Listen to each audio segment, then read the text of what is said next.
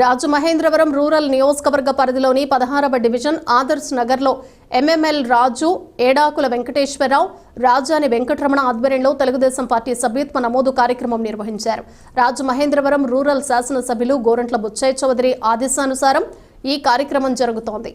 ముఖ్య అతిథిగా తెలుగుదేశం పార్టీ వైద్య విభాగం రాష్ట్ర ప్రధాన కార్యదర్శి గోరంట్ల రవిరామ్ కిరణ్ హాజరయ్యారు. ఆయన మాట్లాడుతూ తెలుగుదేశం పార్టీ సభ్యత్వం తీసుకోవటం వల్ల అన్ని కుటుంబాలకు మేలు జరుగుతుందన్నారు.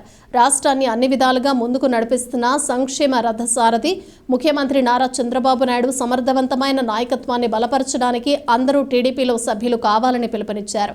సభ్యత్వ నమోదు చేసుకుంటే పార్టీ సంక్షేమ విభాగం నుంచి కార్యకర్తలకు 5 లక్షల ప్రమాద బీమా వర్తిస్తుందని, కార్యకర్తల కుటుంబాల్లోని విద్యార్థుల చదువులకు ఆర్థిక సాయం అందుతుందన్నారు.